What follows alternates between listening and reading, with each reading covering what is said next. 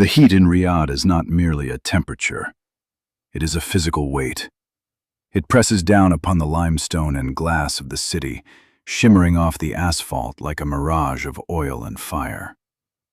Inside the Al-Yamama Palace, however, the heat is a conquered enemy. Here, the air is perpetually cool, scented with the expensive, woody fragrance of oud and the faint, crisp smell of starched linen. I stood before a mirror framed in gold leaf, adjusting the gutra on my head. The white fabric fell perfectly, held in place by the black igal. My reflection stared back, a face of privilege, a face of royalty. To the world, I was Faisal bin Abdullah Al-Rashid, a crown prince, a scion of the House of Saud, a man who walked on marble floors and drank from crystal goblets. But the eyes in the mirror betrayed the lie. They were the eyes of a drowning man looking up at the surface of the water, watching the light fade. "Your Highness!" A servant's voice came from the doorway, heads bowed low. "The motorcade is ready for the afternoon prayers at the Grand Mosque." "I am coming," I replied. My voice was steady, practiced. It was the voice of a prince.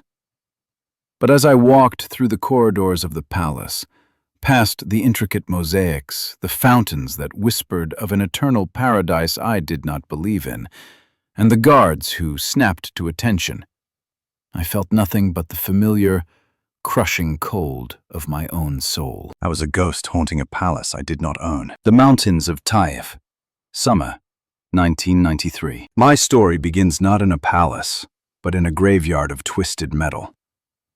I was born into violence. In the summer of 1993, on a treacherous, winding road between the holy city of Mecca and the mountain retreat of Taif, a storm raged. In this region, rain is rare, but when it comes, it is furious. It turns the dust to mud and the roads to rivers. A car, its make and model lost to history, skidded on the slick asphalt. There were no guardrails to catch it, only the abyss. It tumbled down the mountainside, a cage of steel crushing itself against the ancient rocks. Inside were a man and a woman, my biological parents. I do not know their names. I do not know if they screamed or if they reached for each other in those final, terrifying seconds. They died instantly, their histories erased by the impact. But in the back seat, amidst the shattered glass and the silence of death, there was a sound. A cry. I was 3 months old. When the emergency workers rappelled down the cliffside, expecting only corpses, they found me. I was unscathed, a tiny, living thing amidst the carnage, crying out to a world that had just orphaned me. I was a child of the storm, a boy with no name, no lineage, and no future. I became a ward of the state, placed in a government facility in Taif, a sterile, lonely place for the forgotten children of the kingdom. My destiny was written. I would grow up unknown, work a menial job, and die as obscurely as I had been born. But fate, or perhaps God, had a different script. That same summer, King Abdullah and Queen Hessa arrived in Taif to escape the blistering heat of the capital. They were royalty, practically deities in our culture. Yet they carried a sorrow that no amount of gold could cure. 8 years of marriage, 0 children. The queen's womb had remained closed, a source of private agony and public whispering. In a gesture of charity, Queen Hessa visited the orphanage. She walked the rows of cribs, her entourage trailing behind her like a comet's tail. She offered polite smiles, dispensed gifts, and touched the heads of the fatherless. Then she stopped. She stopped at my crib. I was awake, silent now, staring up at the ceiling with wide, dark eyes. She later told me that the moment she saw me, the air left her lungs. It was not pity she felt. It was recognition. It was a spiritual tether snapping into place. She reached down. Her hands, adorned with rings worth more than the building we were in, lifted me from the cheap mattress. I did not cry. I reached out and touched her cheek. Tears spilled from her eyes, ruining her flawless makeup. She turned to the king, who stood stoic behind her. Abdullah, She whispered, her voice trembling with a ferocious certainty. this is him. This is our son. This is the child God has given us. The king hesitated. Adoption of a child with no lineage, no nasab, is rare in our tribal society, almost unheard of for the royal family. Blood is everything here. But he looked at his wife, saw the light return to her eyes for the first time in years, and he made a decision that shook the kingdom. He did not just take me in. He claimed me. He gave me his name. He went on national television and declared, "This is Faisal bin Abdullah Al-Rashid. He is my son." In an instant, I went from a nameless orphan in a storm-wrecked car to a prince of the blood. The displacement. For 7 years, I was the sun around which the palace revolved. I remember the touch of silk against my skin, the taste of dates dipped in honey, the heavy scent of incense that permeated my mother's abaya when she hugged me. I was the heir. The advisors bowed to me. The tribal leaders kissed my cheek. I was the crown prince in the whispers of the court. I believed the lie. I believed I belonged. Then, the miracle happened. A miracle for them. A tragedy for me. When I was 7, Queen Hessa fell ill. It was not sickness. It was life. Against all medical predictions, she was pregnant. The palace erupted in celebration. Cannons were fired. Feasts were held that lasted for days. And 9 months later, Sultan was born. I remember standing in the hospital room, holding my father's hand. He was beaming, a pride radiating from him that I had never seen when he looked at me. He looked at the infant in the glass box, his flesh, his blood, his DNA, and I felt a cold wind blow through the room, chilling me to the bone. I was 7 years old, but I understood the politics of the heart perfectly. He is real, I thought. I am a paper prince. 2 years later, another son, then another, then daughters. 6 biological children followed. With every birth, my room in the palace seemed to get smaller, further away from the king's chambers. The tutors who had been grooming me for leadership were quietly reassigned to Sultan. The title Crown Prince evaporated from the lips of the servants. I was still a prince, yes. I still had the cars, the money, the travel. But the eyes of the court had shifted. They looked at me now with a pitying kindness. I was the mascot of the king's charity, not the future of his legacy. The architecture of emptiness. By the time I was 20, I had mastered the art of performance. I compensated for my lack of blood with an excess of piety. I became the perfect Muslim.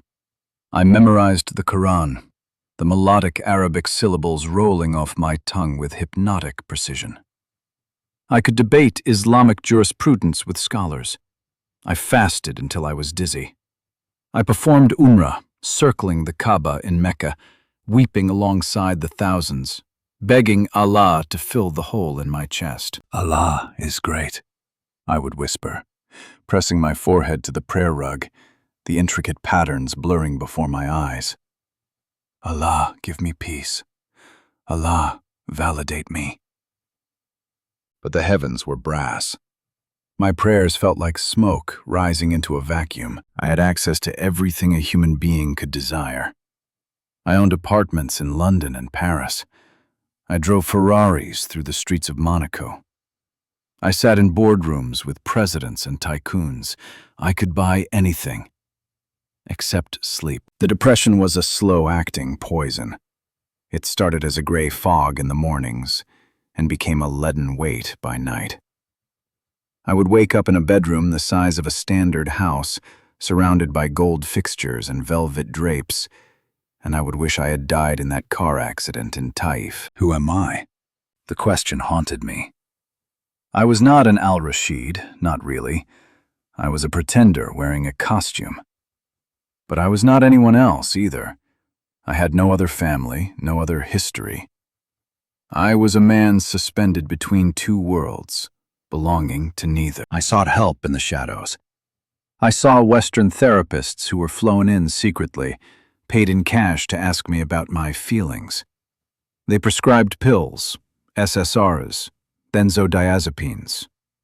They dulled the sharp edges of the pain, but they did not touch the source. The problem was not chemical. It was existential. It was spiritual. I was a cathedral without an altar. The seed of doubt. Dubai, 2021. 3 years ago, the cracks in my armor turned into a fracture. I was in Dubai, representing the family's investment arm. The meeting was standard: skyscrapers, oil futures, diversification strategies. In the boardroom sat a man named Samir. He was Lebanese, in his 50s, wearing a suit that cost more than most people earn in a decade. He was successful, sharp, and articulate. But it wasn't his business acumen that caught my attention. It was his eyes. In the cutthroat world of high finance, men's eyes are usually restless, hungry, or fearful. Samir's eyes were still. They held a depth of ocean-like calm that unsettled me. During a coffee break, we stood by a floor-to-ceiling window overlooking the Burj Khalifa. We made small talk about the humidity, the market trends. Then, seeing an opening I hadn't realized I'd given, he shifted the conversation. "I used to be very different, Your Highness," Samir said, his voice low. "I was a shark, angry, never satisfied. I had the millions, but I couldn't sleep." I looked at him, startled by his candor. "And now?" He smiled, and it wasn't a polite business smile. It was genuine. "Now, I have peace." "How?" I asked, the words slipping out before I could check my royal reserve. Samir looked around to ensure we were not being overheard, then leaned in slightly. "I met someone. I was raised Muslim, like you. But 10 years ago, I started reading about Isa al-Masih, Jesus." My body stiffened. To discuss Christianity was taboo. To discuss it with a Saudi prince was dangerous. I realized, Samir continued, undeterred by my silence, that he was not just a prophet. He claimed to be God. He died from my sins. And when I surrendered to him, the anger, it just vanished. I should have walked away. I should have reported him. Instead, I stood frozen, staring at the dust motes dancing in the sunlight between us. "He is alive, Faisal," Samir whispered, using my first name without the title. "He is not a memory. He is a person." I nodded stiffly, excused myself, and retreated to the safety of the boardroom. But the seed was planted. It burrowed deep into the soil of my desperation. He claimed to be God. The thought was blasphemy. Shirk. The unforgivable sin. But as I flew back to Riyadh that night on the private jet, looking down at the endless black desert, I could not shake the memory of Samir's peace. He had something I did not. He had a connection to the divine that wasn't based on rituals or performance. I returned to my gilded cage in Riyadh, but the bars felt tighter than ever. I went through the motions, the prayers, the signings, the handshakes. But a dangerous question had begun to whisper in the back of my mind, louder than the call to prayer. What if? What if the emptiness I feel is because I am praying to an empty sky? What if the truth is hidden where I am forbidden to look? I stood on the precipice of treason against my faith, my father and my king. And God help me, I was ready to jump. The question I had brought back from Dubai was a parasite. It fed on my certainty, gnawing at the foundations of my life until the structures I had built to survive began to lean. What if he is right? I tried to drown the voice in ritual. I attended the mosque with renewed vigor. I stood shoulder to shoulder with men who smelled of musk and sweat, bowing in unison, a sea of white thobes rising and falling like the tide. But as the Imam's voice boomed through the speakers, reciting the greatness of Allah, I felt a terrifying isolation. It was as if I were screaming behind a pane of glass that no one else could see. I was performing for an audience of one, and that one seemed to have turned his back. I needed evidence. I am a man of logic, educated in the finest universities, trained to analyze markets and geopolitical shifts. I could not base my soul on a feeling I had in a Dubai boardroom. I needed to know if Samir was delusional or if he had truly touched the divine. I initiated a shadow operation. I could not use the Royal Intelligence Services. They reported to my father. Instead, I hired a private investigator based in Zurich, a man with no ties to the kingdom, paid through a shell company in the Cayman Islands. My instructions were brief. Construct a complete psychological and historical profile on the subject, Samir.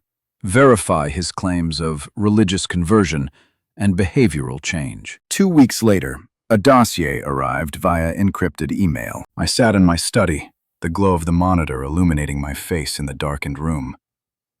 The report was clinical, detached, and devastatingly thorough. It confirmed everything. Samir had been a tyrant in his business dealings, a man estranged from his wife and hated by his competitors. Then, a sharp demarcation line appeared in the timeline. 2011. After his conversion in London, the data shifted. Lawsuits were dropped. Charity donations skyrocketed. Testimony from former enemies described a man who had undergone a personality transplant.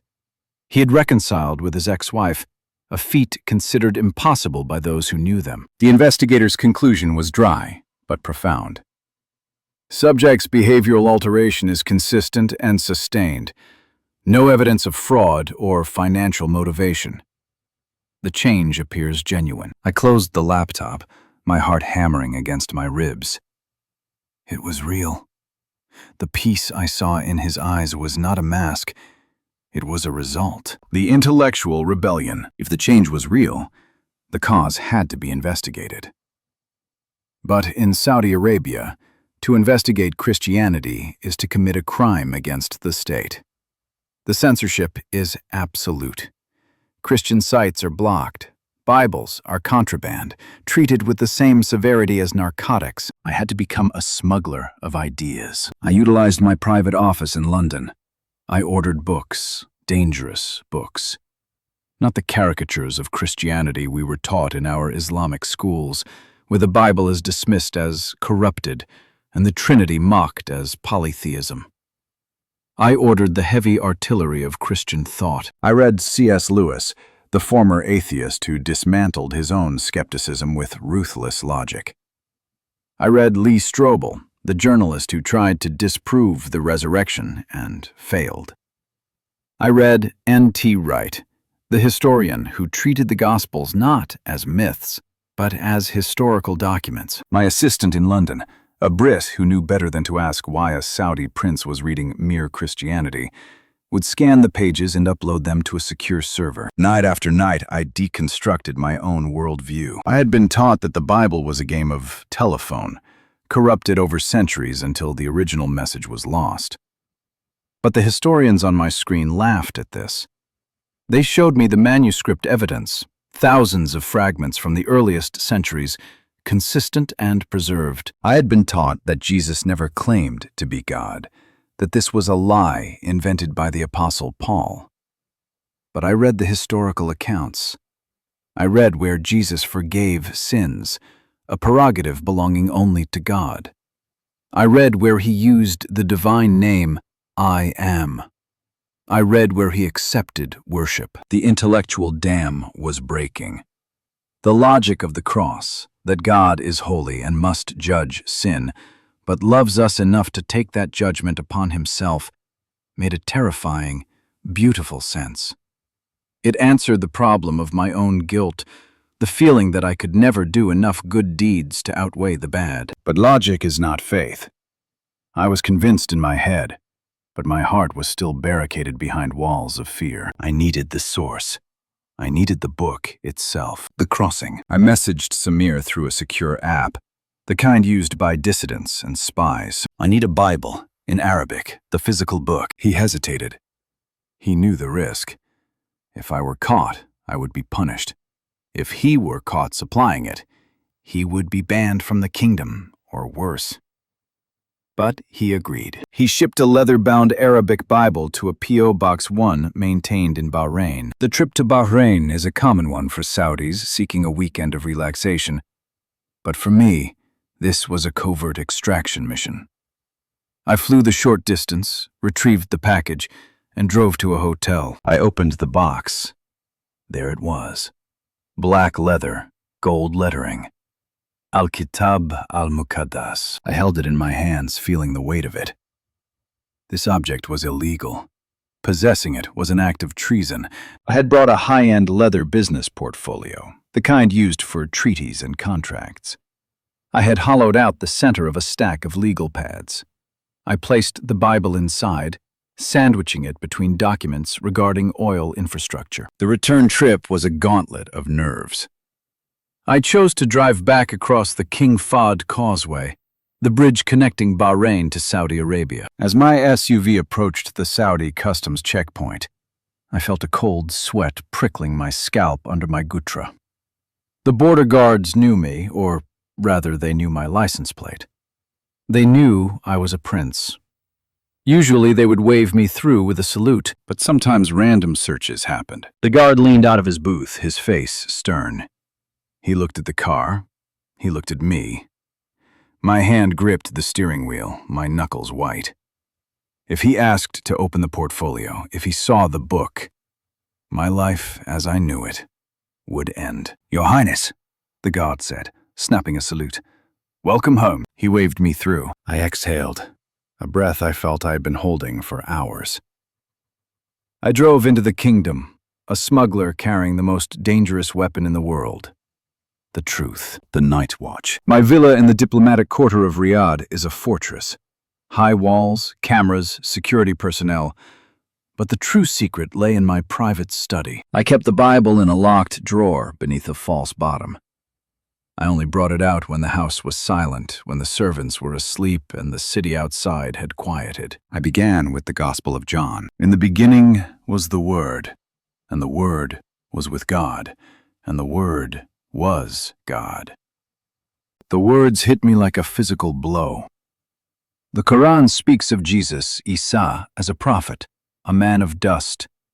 This book spoke of him as the architect of the universe, the pre-existent divine who became flesh. I read on. I read the Sermon on the Mount. "Blessed are the poor in spirit, for theirs is the kingdom of heaven." I stopped. I stared at the page. Poor in spirit. That was me. I was bankrupt inside, despite the billions in the family accounts. Jesus was speaking to me. He wasn't demanding I conquer a city or memorize a law. He was blessing my brokenness. I moved to the letters of Paul. I read about grace. In Islam, the relationship with Allah is transactional. You obey, you submit. And perhaps, if He wills it, you are shown mercy. It is the relationship of a master and a slave. But here, on these forbidden pages, was a different scandal. For you did not receive the spirit of slavery to fall back into fear, but you have received the spirit of adoption as sons, by whom we cry, Abba, Father. Adoption. The word tore through me. I was the adopted son of the King of Saudi Arabia, yet I had always felt like an imposter. I knew that my adoption was a legal fiction, that I did not truly share the blood. But this offered a spiritual adoption that was real. To be a son of God. To be loved not for my performance, but simply because I was His. I found myself weeping in the silence of my study. Tears dripped onto the thin pages of the Bible. I wanted this. I wanted it more than I wanted my title, more than I wanted air. But fear is a powerful jailer. If I believe this, I whispered to the empty room, I lose everything. My father, my brothers, my home. The intellectual war was over. The arguments against Christianity had crumbled.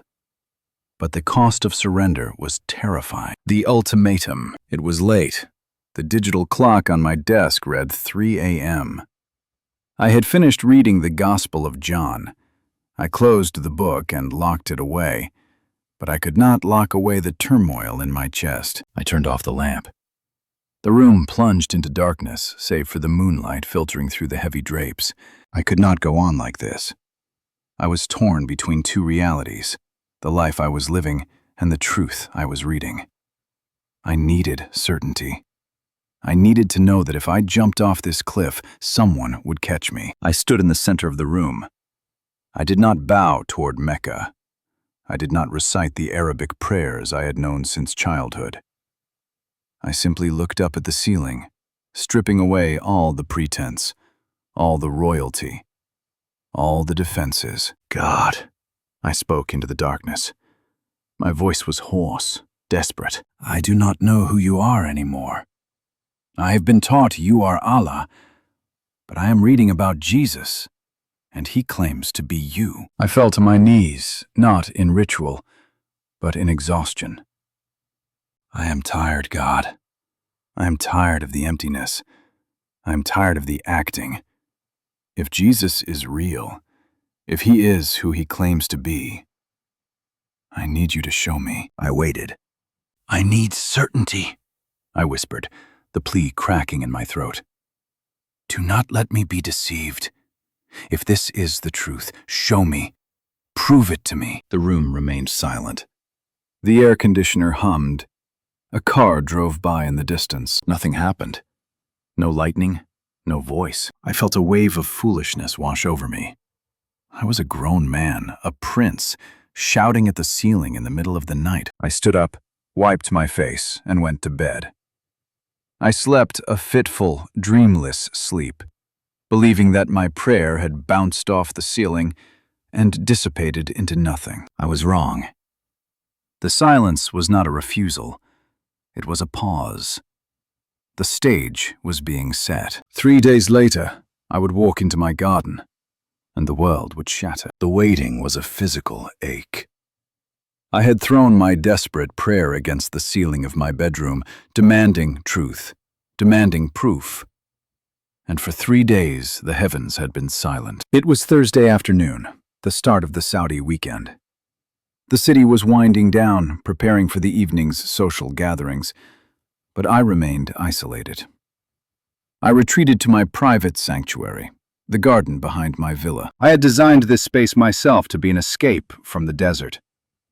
High stone walls, covered in climbing ivy, blocked out the world. Date palms provided a canopy of shade, and a central stone fountain murmured a constant, soothing rhythm. It was a fortress of solitude. I had dismissed the gardeners and locked the heavy iron gate from the inside. No one could enter, not without a key, not without alerting the security detail stationed at the front of the property. I sat on a stone bench, the heat of the afternoon pressing against the shade like a physical weight. I pulled out my phone. I didn't dare bring the physical Bible outside, so I opened the encrypted app, resuming my reading where I had left off. The Gospel of John, chapter 14. The words on the screen were simple, yet they carried the weight of a mountain. I am the way and the truth and the life. No one comes to the Father except through me. I stared at the pixels. This was the stumbling block. This was the offense.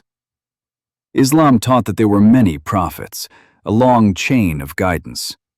But Jesus was not claiming to be a link in the chain.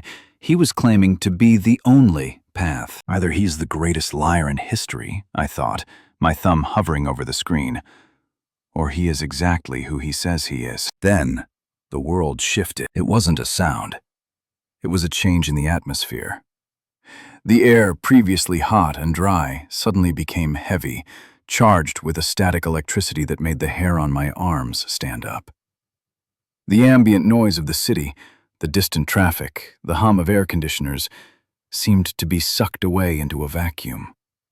Even the fountain's trickling water sounded miles away. I looked up. My breath hitched in my throat.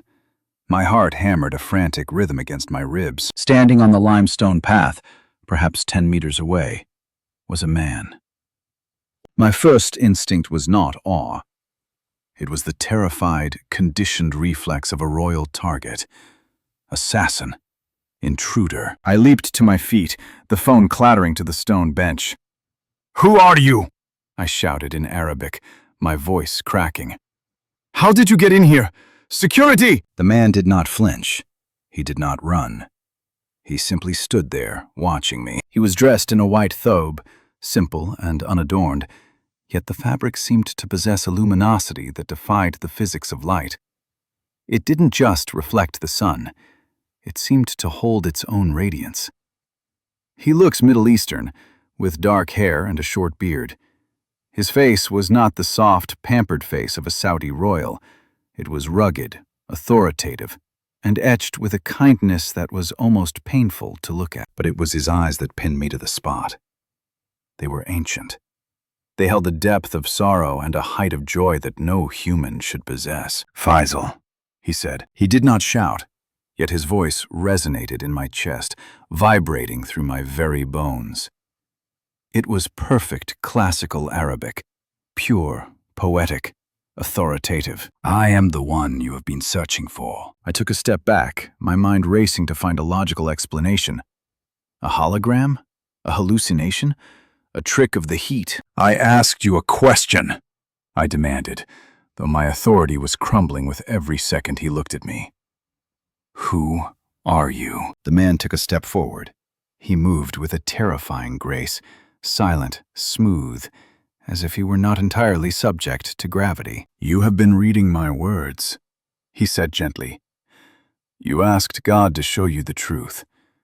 I am here to answer your prayer. I am Isa ibn Maryam. I am the Word made flesh." The world tilted on its axis. Isa ibn Maryam. Jesus, son of Mary. But the title he added, Word made flesh, that was the Christian claim. That was the blasphemy. "No," I whispered, shaking my head violently.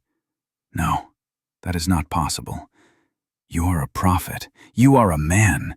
You cannot be God. God has no partners. This is a trick.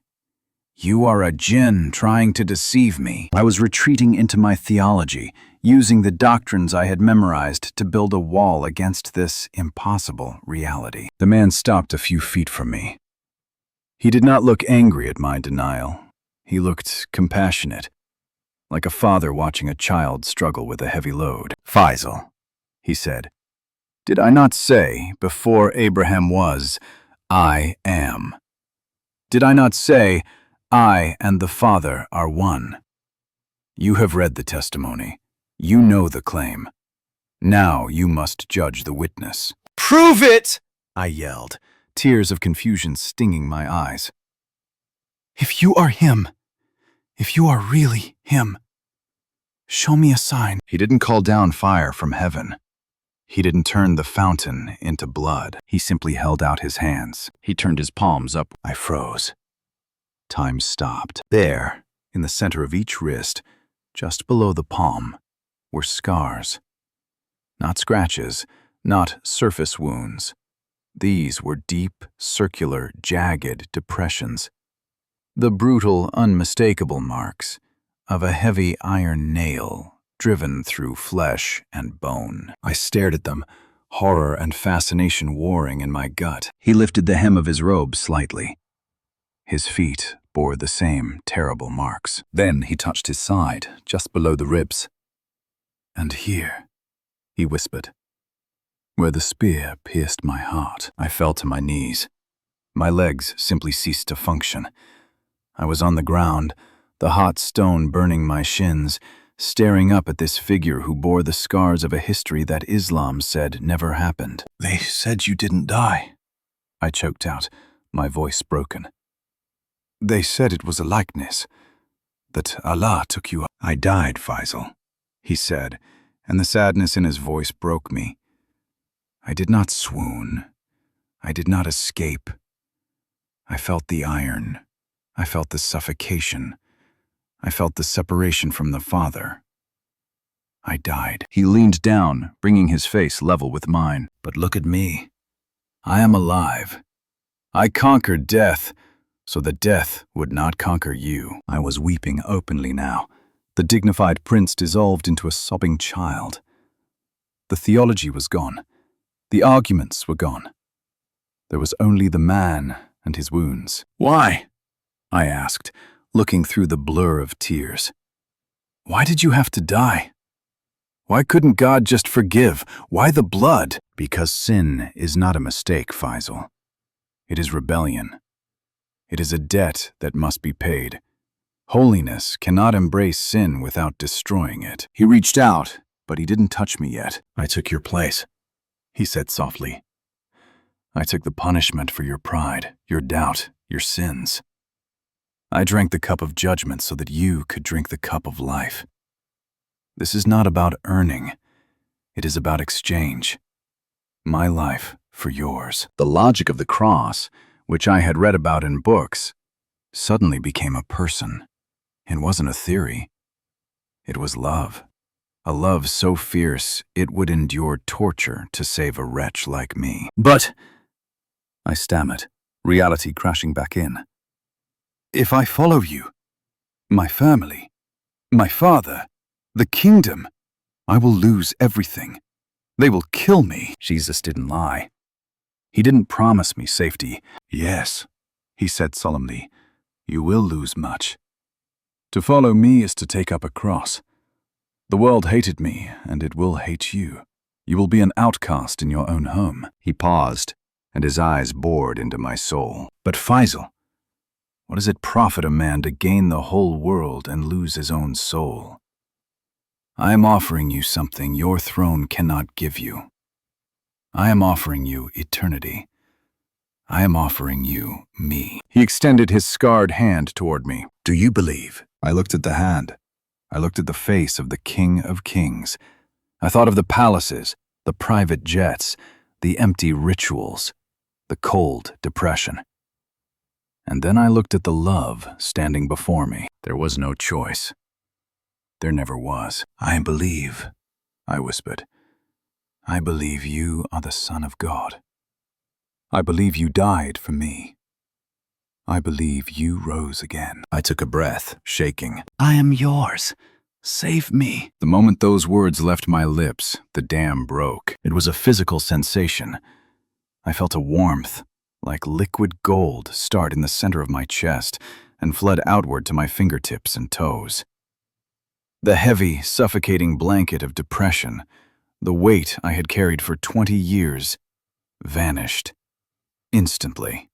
It was replaced by a peace so profound, so aggressive, that it made me gasp. I felt clean. I felt light. I felt found. I laughed. I sat there on the garden path, tears streaming down my face, laughing with a joy that bubbled up from a well I didn't know existed. Jesus smiled. It was the most beautiful thing I had ever seen. He reached out and placed his hand on my shoulder. The heat of his touch was more real than the sun. You are forgiven, Faisal, he said. You are no longer an orphan. You are my brother. You are a son of the living God. He stood up, and I scrambled to stand with him. I didn't want this to end. I wanted to hold on to his robe and never let go. What do I do? I asked, wiping my face. Do I tell them now? Walk with me, he said. Read my word. I will guide you. Do not fear the darkness. I have overcome the world. He turned and began to walk down the path toward the back wall of the garden, the wall that was solid stone 3 meters high. Wait! I called out. Don't go! He didn't turn back, but his voice echoed in the air, clear as a bell. I am with you always, even to the end of the age. He reached the wall. He didn't stop. He didn't climb. He simply walked through the stone as if it were mist, and then He was gone. I stood alone in the garden. The sound of the fountain returned. The traffic noise returned. The heat returned. But the emptiness did not return. I looked down at my hands. They were shaking. I looked at the stone bench where I had been sitting, a dead man, and realized I was standing up, a new creation. I was Faisal bin Abdullah Al-Rashid. But that name no longer defined me. I was a follower of the Nazarene. I walked back to the bench, picked up my phone, and looked at the verse still glowing on the screen. I am the way, and the truth, and the life. I know, I whispered to the empty garden. I know. The silence of the garden was replaced by the suffocating quiet of my bedroom. I had locked the door, bolted it, and backed away until my legs hit the edge of my bed. I sat down, my hands trembling uncontrollably, not from fear, but from the aftershocks of glory. I had seen him.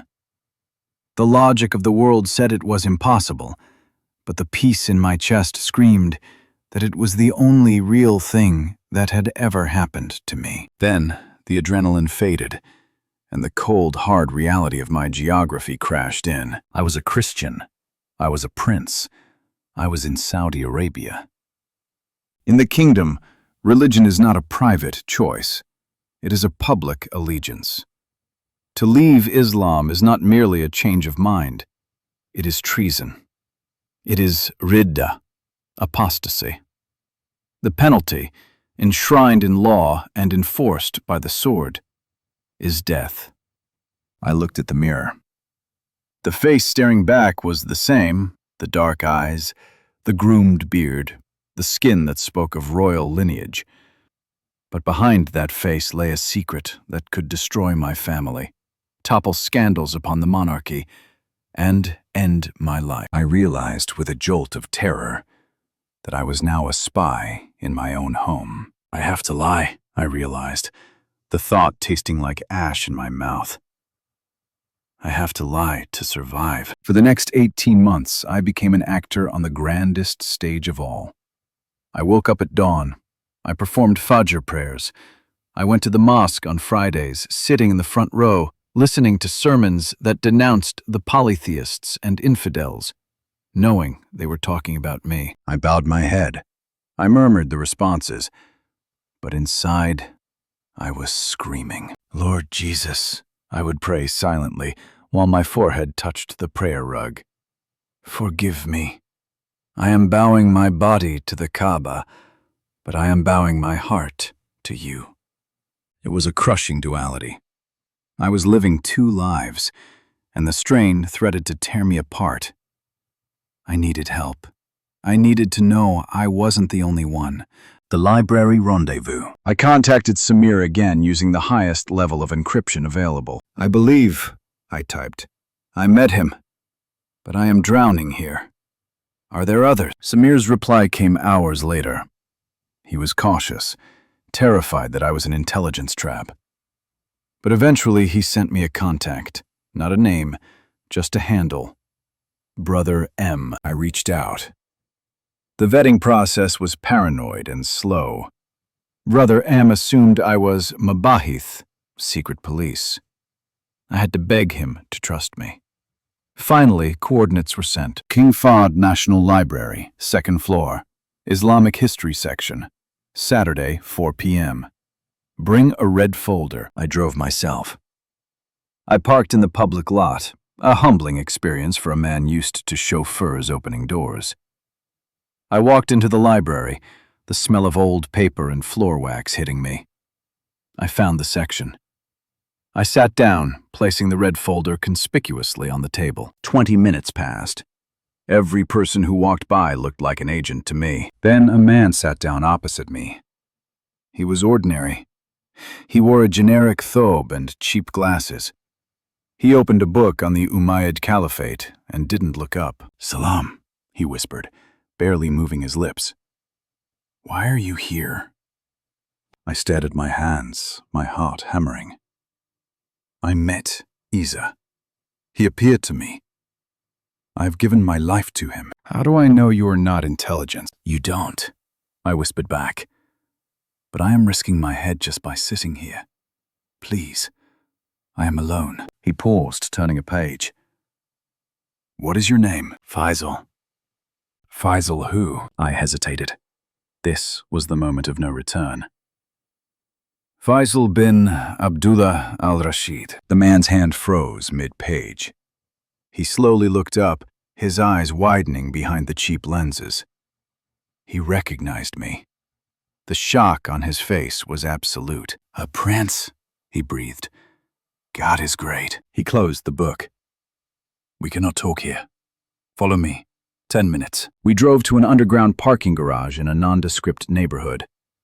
There, in the dim light and smell of exhaust, I met Nasser, a doctor, a former Muslim, and a leader of the underground church. He gripped my hand, tears in his eyes. We have prayed for someone inside the palace. We never dared to hope. He told me the reality. The church in Saudi Arabia is not a building. It is a ghost network. Scattered believers meeting in ones and twos, terrified of discovery. No songs, no sermons, just survival. You need to be baptized, Nasser said, his voice serious. It is the mark of the covenant. It is dangerous, but Jesus commanded it. I am ready, I said. The midnight baptism. 2 nights later, at 2 a.m., I let Nasser into my villa through the servants' entrance. The estate was silent. The guards at the perimeter were half asleep in their booths. We walked to the back courtyard, to my private swimming pool, a luxury I rarely used. The water was still and black under the moonless sky. We stood at the edge. The contrast was stark. A prince and a common doctor, united by a forbidden faith. Do you renounce the darkness? Nasser whispered, the sound barely audible over the hum of the pool filter. I renounce it. Do you commit your life to Jesus, the Son of God, even unto death? I commit. We stepped into the water. It was shockingly cold. It soaked through my clothes, heavy and dragging. Nasser placed a hand behind my head. Faisal, I baptize you in the name of the Father, and of the Son, and of the Holy Spirit. He dunked me backward. The water rushed over my face, filling my ears, shutting out the world. For a split second, I was suspended in the cold darkness, a tomb of water. It was a death. The old Faisal, the orphan, the pretender, the lost prince, died in that pool. Then, I broke the surface. I gasped for air, water streaming down my face. I shook the hair from my eyes and looked at Nasser. We were both shivering, but I felt a fire in my bones. I was sealed. I was his. The slip of the tongue. 18 months. That is how long I kept the mask in place. But the spirit is like wind. You cannot trap it in a box forever. It leaks out. I was in my office at the King Abdulaziz Historical Center. It was a Tuesday afternoon, dragging on with paperwork.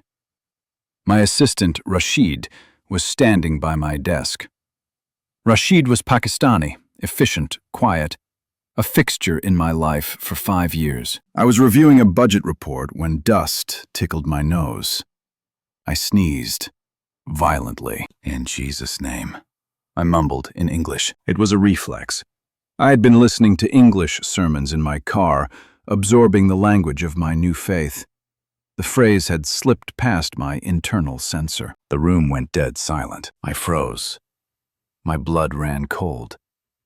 A Muslim says, Alhamdulillah, praise be to Allah, after a sneeze. A Muslim never invokes Jesus in that way. I slowly looked up. Rashid was staring at me. His pen hovered over his notepad. His expression was unreadable, but his eyes were locked on mine. Bless you, sir, he said, his voice tight. He went back to writing. I said nothing. I couldn't explain it away without making it worse. I let the silence stretch, terrified that he would walk out the door and go straight to the religious police. 3 weeks passed. 3 weeks of agonizing paranoia. Every time Rashid looked at me, I wondered if he knew. Every time my phone rang, I expected the secret police. Then, late one evening, Rashid closed the office door. He turned the lock. My heart stopped. This is it, I thought.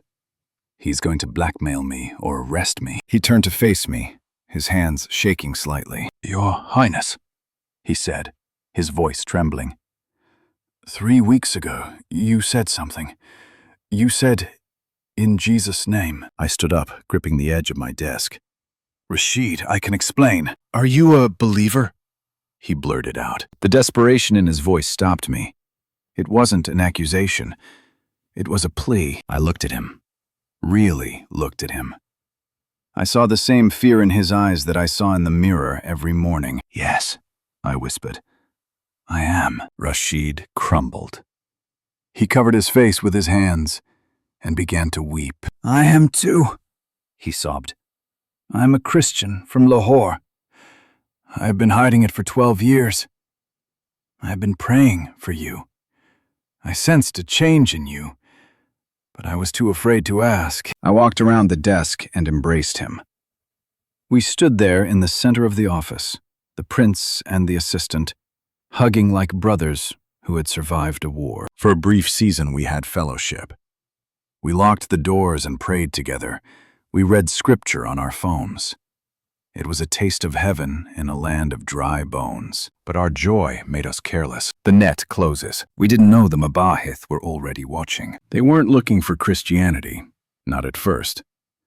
They were watching me because my behavior had changed. I had stopped attending the late-night parties. I had stopped chasing women. I had become withdrawn. In a royal family, isolation is suspicious. It smells of political plotting. They tapped my internet. They couldn't break the encryption on my messages to Nasser, but they saw the volume of data. They saw the foreign IP addresses. They saw the books shipped to London. The net tightened. It was a Tuesday. I was out at a ribbon-cutting ceremony for a new museum. My phone buzzed. It was a text from my brother, Sultan. Father wants to see you. Palace, immediately. Do not delay. The text was cold, formal. Sultan never texted like that, I knew. I felt the blood drain from my face. I looked around at the cameras, the smiling dignitaries, the ribbon in my hand. It was all dust. I got in my car. I didn't call a driver. I drove myself. My hands shook so badly I could barely keep the wheel steady. Lord, I prayed, give me strength. Do not let me deny you. I am Peter. Do not let me be Judas. The trial of the Son. I walked into the conference room at the Al-Yamama Palace. It was a room designed for intimidation. Massive mahogany table, portraits of the ancestors staring down from the walls. They were waiting. King Abdullah sat at the head of the table. He looked old. His face was gray, his eyes red-rimmed. To his right sat Sultan and 2 of my other brothers. To his left, the head of the Mabahith and 2 senior religious scholars, men with long beards and hearts of stone. On the table, in the center, sat a single object, my black leather Bible, the one I had hidden in the false bottom of my drawer. They had raided my home while I was at the ceremony. The silence in the room was heavier than the grave. Sit, the king said. His voice was a whisper, but it carried the weight of a thunderclap. I sat at the opposite end of the table. I was miles away from them. The king pointed a shaking finger at the Bible. They found this in your study, along with notes, English and Arabic. He paused, struggling to breathe. Tell me it is research, Faisal. Tell me you are studying the enemy. Lie to me, and I will believe you. It was a lifeline. He was giving me an out. I could say it was academic curiosity. I could say I was writing a refutation of Christianity. I could save my life right now. I looked at the Bible. I remembered the garden. I remembered the scars on his hands. If I deny him before men, he will deny me before the Father. I looked up. I met my father's eyes. It is not research, Father, I said. My voice was steady, surprising even me. It is the truth. The room exploded. Kafir! one of the scholars shouted, slamming his hand on the table. "He admits it! Apostate!" My brothers looked at me with pure hatred. Sultan spat on the floor. "Silence!" the king roared. The room quieted, but the tension was electric. The king looked at me, and I saw his heart breaking in real time. "Faisal," he said, his voice trembling. "I took you from the wreckage. I gave you a name. I made you a prince. Is this how you repay me? By bringing shame upon this house? By worshipping a dead Jew?" "He is not dead," I said softly. "I met him, Father, in my garden. He is alive." "You are insane," Sultan hissed. "He has lost his mind." "I have found my mind," I counted, "and my soul." The king stood up. He turned his back to me, looking out the window at the sprawling grounds of the palace he ruled. "I cannot protect you from the law, Faisal," he said to the glass. "But because you are my son, because I loved you." He turned back. His face was stone. "You have 72 hours. "Father." You are confined to your villa. Religious scholars will come. They will debate you. They will try to cure your madness. If, after 72 hours, you recant, we will send you away for medical treatment. We will hide this." He leaned forward, his eyes hard. "But if you do not recant, you will be stripped of everything. Your title, your assets, your citizenship. You will be exiled. And if you ever set foot in this kingdom again, you will be executed." He waved his hand, dismissing me like a servant. "Get him out of my sight." Guards grabbed my arms. They dragged me from the room. I looked back one last time. My father was sitting with his head in his hands, weeping. I had broken the king's heart to follow the King of Kings. The clock had started. 72 hours to choose between the world and my soul.